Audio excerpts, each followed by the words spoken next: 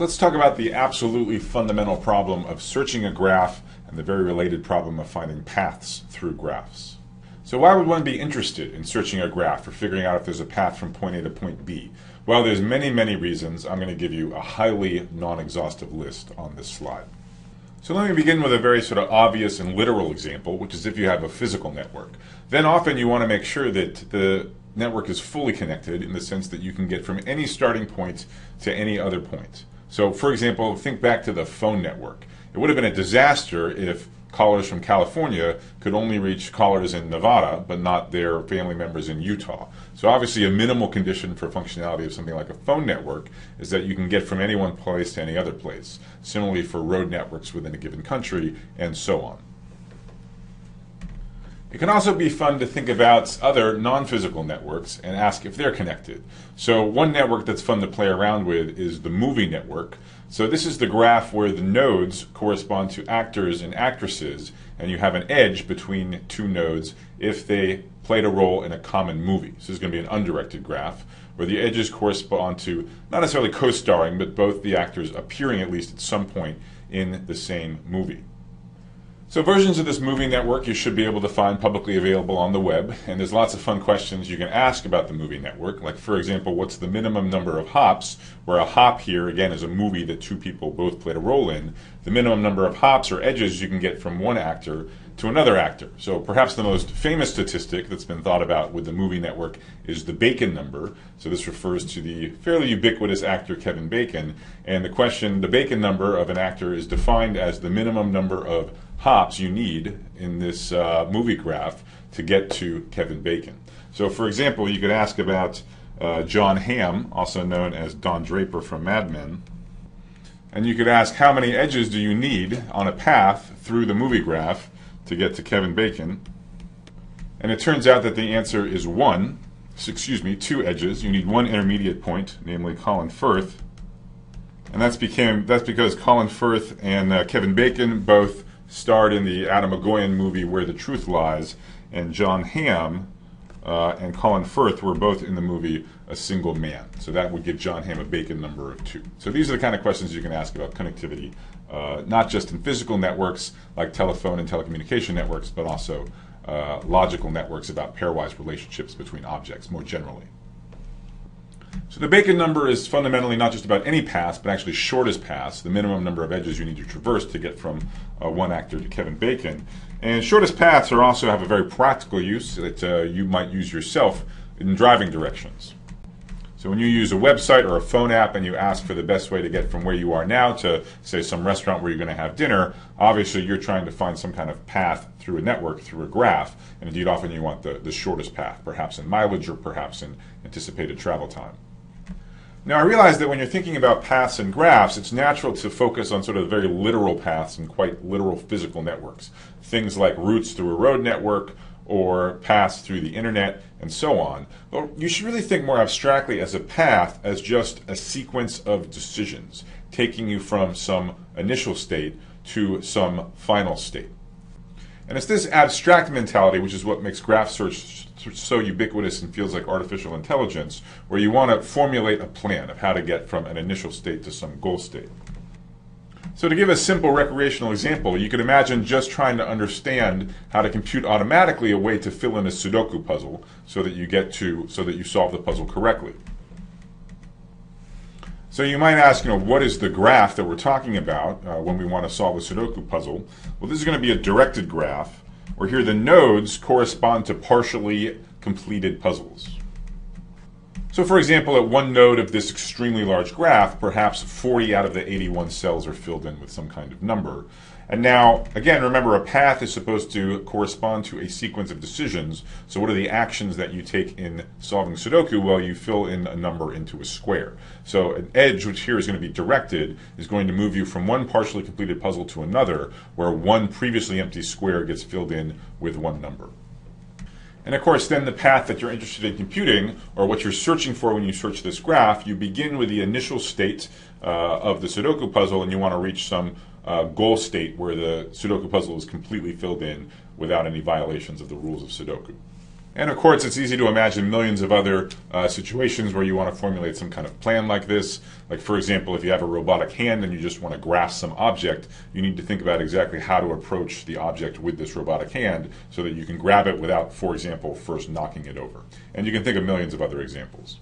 Another thing which turns out to be closely related to graph search, as we'll see, and has many applications in its own right, is that of computing connectivity information about graphs. So in particular, the connected components. So this, especially for undirected graphs, corresponds to the pieces of a graph. We'll talk about these topics in their own right, and I'll give you applications for them later. So for undirected graphs, I'll briefly mention an easy clustering heuristic you can derive out of computing connected components. For directed graphs, where the very definition of computing components is a bit more subtle, I'll show you applications to understanding the structure of the web. So these are a few of the reasons why it's important for you to understand how to efficiently search graphs. It's a fundamental and widely applicable graph primitive. And I'm happy to report that in this section of the course, pretty much any questions we want to answer about graph search, computing connected components, and so on, there's going to be really fast algorithms to do it. So this will be a part of the course where there's lots of what I call for-free primitives, processing steps, subroutines you can run without even thinking about it. All of these algorithms we're going to discuss in the next several lectures are going to run in linear time, and they're going to have quite reasonable constants. So they're really barely slower than reading the input. So if you have a graph and you're trying to reason about it, you're trying to make sense about it, you should, in some sense, feel free to apply any of these subroutines we're going to discuss to try and glean some more information about what they look like, how you might use the network data. There's a lot of different approaches to systematically searching a graph. So there's many methods. In this class, we're going to focus on two very important ones, namely breadth-first search and depth-first search. But all of the graph search methods share some things in common. So on this slide, let me just tell you the high-order bits of really any graph search algorithm. So graph search subroutines generally are passed as input a starting vertex from which the search originates. So that's often called a source vertex. And your goal then is to find everything findable from this search vertex. And obviously you're not going to find anything that you can't find, that's not findable. What do I mean by findable? I mean there's a path from the starting point to this other node. So for any other node to which you can get along a path from the starting point, you should discover it. So for example, if you're given an undirected graph that has 3 different pieces, like this one I'm drawing on the right, and perhaps S is this leftmost node here, then the findable vertices starting from S, i.e. the ones to which you can reach from a path to S, is clearly precisely these 4 vertices. So you would want graph search to automatically discover and efficiently discover these 4 vertices if you started at S. You could also think about a directed version of the exact same graph, where I'm going to direct the vertices like so. So now the definition of the findable nodes is a little bit different. We're only expecting to follow arcs forward along the forward direction. So we should only expect at best to find all of the nodes that you can reach by following a succession of forward arcs. That is, any node that there's a path to from S. So in this case, these 3 nodes would be the ones we'd be hoping to find. This blue node to the right, we would no longer expect to find because the only way to get there from S is by going backward along arcs. And that's not what we're going to be thinking about in our graph searches. So we want to find everything findable, i.e. that we can get to along paths, but we want to do it efficiently. And efficiently means we don't explore anything twice. Right? So the graph has m arcs, m edges, and n nodes or n vertices, and really we want to just look at each piece of the graph only once or a small constant number of times. So we're looking for running time, which is linear in the size of the graph, that is big O of m plus n. Now when we were talking about representing graphs, I said that in many applications it's natural to focus on connected graphs, in which case m is going to dominate n. You're going to have at least as many edges as nodes, essentially. But connectivity is the classic case where you might have the number of edges being much smaller than the number of nodes. There might be many pieces, and the whole point of what you're trying to do is discover them. So for this sequence of lectures where we talk about graph search and connectivity, we will usually write m plus n. We'll think that either one could be bigger or smaller than the other. So let me now give you a generic approach to graph search. So it's going to be underspecified. There'll be many different ways to instantiate it. 2 particular instantiations will get us breadth-first search and depth-first search. But here's just a general systematic method for finding everything findable without exploring anything more than once. So motivated by the second goal, the fact that we don't want to explore anything twice, with each node, with each vertex, we're going to remember whether or not we've explored it before. So we just need one Boolean per node, and we'll initialize it by having everything unexplored, except S, our starting point, will have it start off as explored. And it's useful to think of the nodes thus far as being in some sense territory conquered by the algorithm. And then there's going to be a frontier in between the conquered and unconquered territory. And the goal of the generic algorithm is at each step we supplement the conquered territory by one new node, assuming that there is one adjacent to the territory we've already conquered. So, for example, in this top example with the undirected network, initially the only thing we've explored is the starting point S. So that's sort of our home base. It's all that we have conquered so far. And then in our main while loop, which we iterate as many times as we can until we don't have any edges meeting the following criterion, we look for an edge with one endpoint that we've already explored, one endpoint inside the conquered territory, and then the other endpoint outside. So this is how we can, in one hop, supplement the number of nodes we've seen by one new one. If we can't find such an edge, then this is where the search stops. If we can find such an edge, well, then we suck V into the conquered territory. We think of it being explored. And we return to the main while loop. So for example, in this example on the right, we start with the only explored node being S. Now, there's actually two edges that cross the frontier in the sense one of the endpoints is explored, namely one of the endpoints is S, and the other one is some other vertex, right? There's these two edges to the left, two vertices adjacent to S. So in this algorithm, we pick either one. It's underspecified which one we pick, but maybe we pick the top one, and so then all of a sudden this second top vertex is now also explored. So the conquered territory is the union of them. And so now we have a new frontier. So now again we have two edges that cross from the explored nodes to the unexplored nodes. These are the edges that are in some sense going from northwest to southeast. Again, we pick one of them. It's not clear how. The algorithm doesn't tell us. We just pick any of them. So maybe, for example, we pick this rightmost edge crossing the frontier. Now the rightmost edge of these rightmost vertex of these four is explored, so our conquered territory is the top three vertices. And now again we have two edges crossing the frontier, the two edges that are incident to the bottom node. We pick one of them, not clear which one, maybe this one. And now the bottom node is also explored, and now there are no edges crossing the frontier. So there are no edges who on the one hand have one endpoint being explored and the other endpoint being unexplored. So these will be the four vertices, as one would hope, that the search will explore started from S. More generally, the claim is that this generic graph search algorithm does what we wanted. It finds everything findable from the starting point, and moreover, it doesn't explore anything twice. I think it's fairly clear that it doesn't explore anything twice, right? As soon as you look at a node for the first time, you suck it into the conquered territory, never to look at it again. Similarly, as soon as you look at an edge, you suck them in. But when we explore breadth and depth first search, we'll be more precise about the running time and exactly what I mean by you don't explore something twice. So at this level of generality, I just want to focus on the first point, that any way you instantiate the search algorithm, it's going to find everything findable. So what do I really mean by that?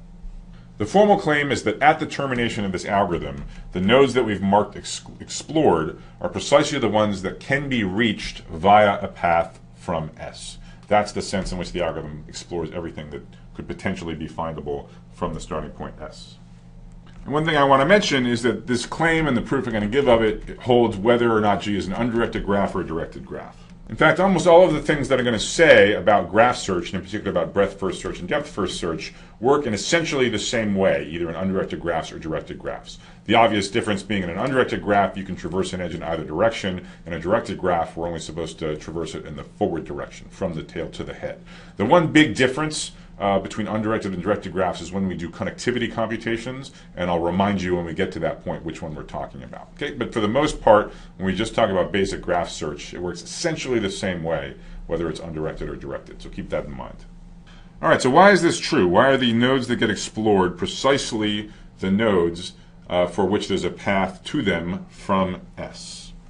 Well, one direction is easy, which is you can't find anything which is not findable. That is, if you wind up exploring a node, the only reason that can happen is because you traversed a sequence of edges that got you there. And that sequence of edges obviously defines a path from S to V. If you really want to be pedantic about the forward direction, that explored nodes have to have paths from S, then you can just do an easy induction. And I'll leave this for you to check if you want in the privacy of your own home. So the important direction of this claim is really the opposite. Why is it that no matter how we instantiate this generic graph search procedure, it's impossible for us to miss anything? That's the crucial point. We don't miss anything that we could in principle find via a path. Well, we're going to proceed by contradiction. So what does that mean? We're going to assume that the statement that we want to prove is true is not true, which means that it's possible that G has a path from S to V, and yet somehow our algorithm misses it, doesn't mark it as explored, right? That's the thing we're really hoping doesn't happen. So let's suppose it does happen and then derive a contradiction.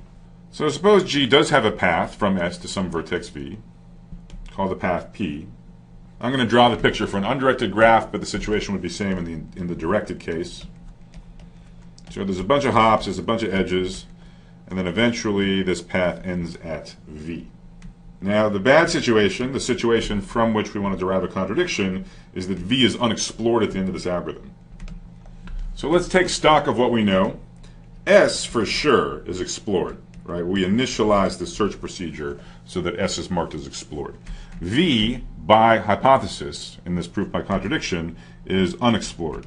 So S is explored, V is unexplored. So now imagine we, just in our heads, as a thought experiment, we traverse this path P.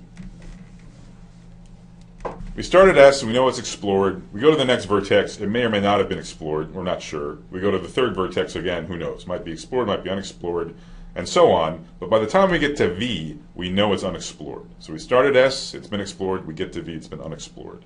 So at some point, there's some hop along this path P from which we move from an explored vertex to an unexplored vertex. There has to be a switch at some point, because at the end of the day, at the end of the path, we're at an unexplored node.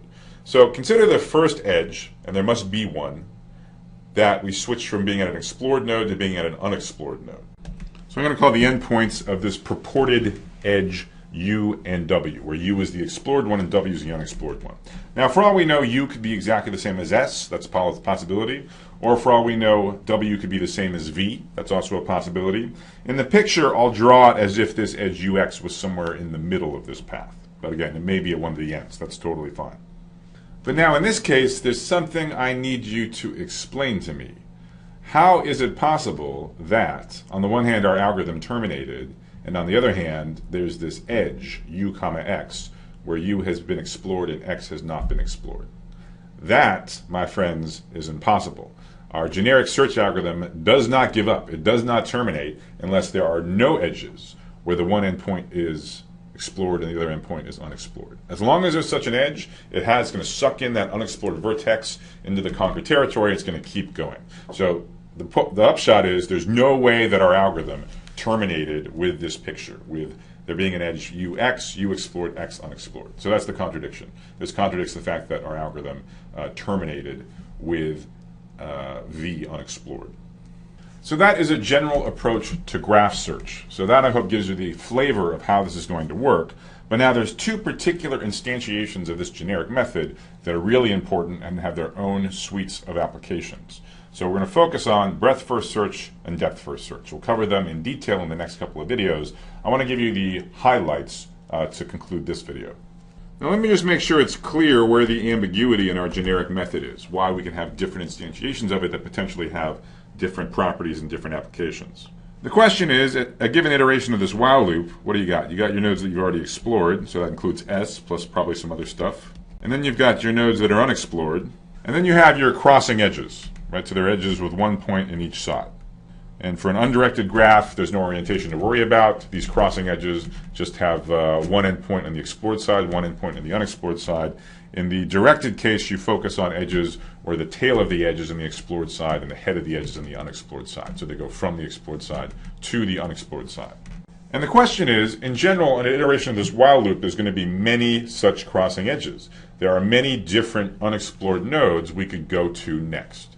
And different strategies for picking the unexplored node to explore next leads us to different graph search algorithms with different properties.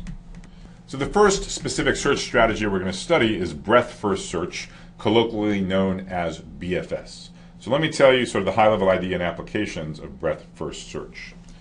So the goal is going to be to explore the nodes in what I call layers. So the starting point S will be in its own layer, layer 0. The neighbors of S will constitute layer 1. And then layer 2 will be the nodes that are neighbors of layer 1, but that are not already in layer 0 or layer 1, and so on. So layer I plus 1 is the stuff next to layer I that you haven't already seen yet. You can think of this as a fairly cautious and tentative exploration of the graph. And it's going to turn out that there's a close correspondence between these layers and shortest path distances. So if you want to know the minimum number of hops, the minimum number of edges you need in a path to get from point A to point B in a graph, the way we wanted to know the fewest number of edges in the movie graph necessary to connect Jon Hamm to Kevin Bacon, that corresponds directly to these layers. So if a node is in layer I, then you need I edges to get from S to I in the graph. Once we discuss breadth first search, we'll also discuss how to compute the connected components, or the different pieces, of an undirected graph. Turns out this isn't that special to breadth first search. You can use any number of graph search strategies to compute connected components in undirected graphs, but I'll show you how to do it using a simple looped version of breadth first search. And we'll be able to do this stuff in the linear time that we want, the very ambitious goal of getting linear time. To get the linear time implementation, you do want to use the right data structure, but it's a super simple data structure, something probably you've seen in the past, namely a queue, so something that's first in, first out. So the second search strategy that's super important to know is depth first search, also known as DFS to its friends.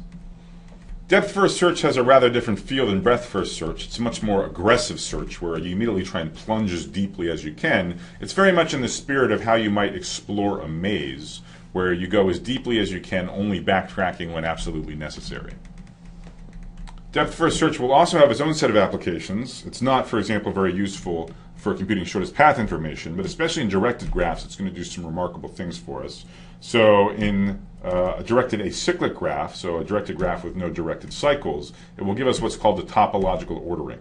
So it'll sequence the nodes in a linear ordering from the first to the last so that all of the arcs of the directed graph go forward. So this is useful, for example, if you have a number of tasks that have to get completed with certain precedence constraints. Like, for example, you have to take all of the classes in your undergraduate major and there are certain prerequisites. Topological ordering will give you a way in which to do it, respecting all of the prerequisites. And finally, where for undirected graphs, it doesn't really matter whether you use BFS or DFS to compute connected components. In directed graphs, where even defining connected components is a little tricky, it turns out depth first search is exactly what you want. That's what you're going to get a linear time implementation for computing the right notion of connected components in the directed graph case. Time-wise, both of these are superb strategies for exploring a graph. They're both linear time with very good constants. So depth first search again, we're going to get O of m plus n time in a graph with m edges and n vertices. You do want to use a different data structure reflecting the different search strategy. So here, because you're exploring aggressively, as soon as you get to a node, you immediately start exploring its neighbors. You want a last in, first out data structure, also known as a stack. Depth first search also admits a very elegant recursive formulation, and in that formulation you don't even need to maintain a stack data structure explicitly. The stack is implicitly taken care of in the recursion.